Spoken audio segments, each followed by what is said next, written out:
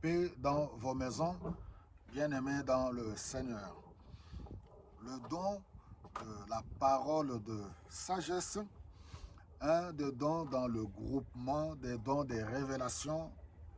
La fois passée, on a vu sur le don de discernement des esprits. Alors, nous comprenons que, et nous réalisons que ce sont des aptitudes spirituelles que Dieu donne aux membres du corps du Christ, l'Église que nous sommes. Pourquoi? Pour avancer, parce que nous faisons face aux puissants du monde des ténèbres. Alors, nous devons privilégier cela. J'encourage. Le but de tous ces enseignements, c'est pour nous encourager les uns les autres, de demeurer fermes, de prier. Je vous encourage, priez. Vous qui suivez ce message, vous avez au minimum un don. Priez pour que Dieu vous révèle le don pour être utile dans le corps du Christ. Voilà, donc, le don de la parole de sagesse, c'est cette capacité, perspicacité que Dieu donne à un chrétien de pouvoir apporter ou répondre à une situation bien déterminée. Il reçoit une intelligence divine. Rien à voir avec l'intelligence humaine ou la sagesse humaine. Vous savez, il y a la sagesse humaine que nous apprécions, l'intelligence humaine. Vous allez voir, souvent on dit que oui, les personnes âgées, vu l'expérience, ceux qui ont des cheveux blancs, acquièrent de l'expérience du fait qu'ils ont rencontré beaucoup de choses, ils ont vécu longtemps et ces personnes méritent d'être respectées. On peut les approcher pour tirer bénéfice de leur expérience. Mais ici, la Bible nous dit que, au psaume 119, le verset 100, on nous dit que celui qui a la crainte de Dieu, parce qu'il n'y a que celui qui a la crainte de Dieu qui a le Saint-Esprit. Celui qui a la crainte de Dieu, il a une sagesse qui dépasse même les personnes âgées. Alors, c'est tellement important, la parole de sagesse. Nous devons prier, développer l'intimité avec le Seigneur. Alors, le premier exemple, nous prenons une situation bien précise. À Jérusalem, nous voyons l'église naissante, les persécutions commencent. On voit que les veuves, il y a déjà des plaintes au milieu de la communauté. Les veuves d'origine grecque se plaignent qu'elles sont négligées lors de la répartition, lors du repas.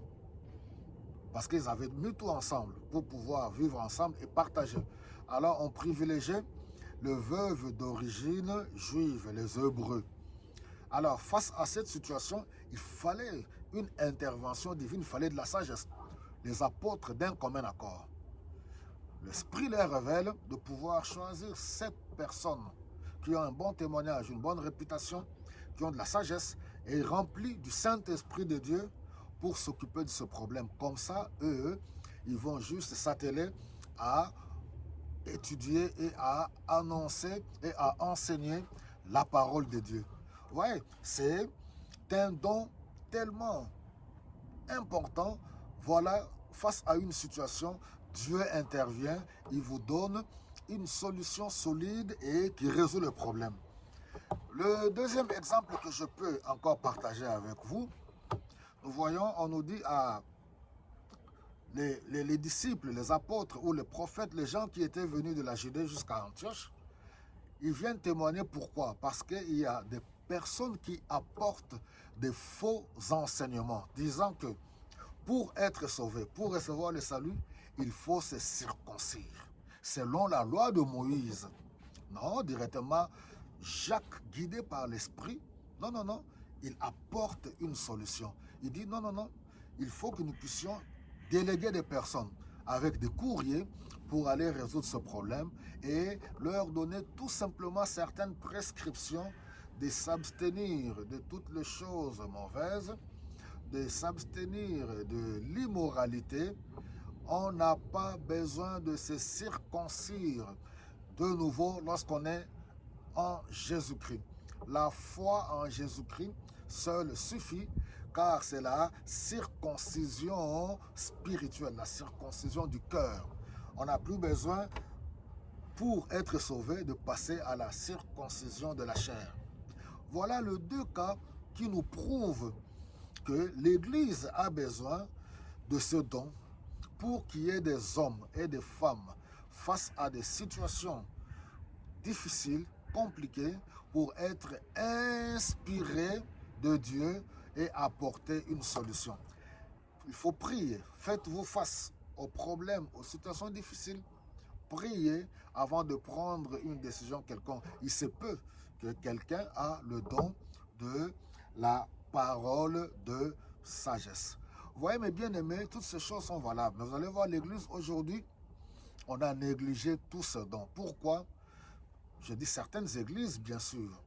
Les églises aujourd'hui sont devenues des entreprises des hommes, sont devenues des entreprises familiales où les décisions sont prises par la maman et les enfants du pasteur, ou la femme du pasteur, ou les enfants du pasteur. L'église est devenue comme une république pour certains. Il n'en est pas ainsi.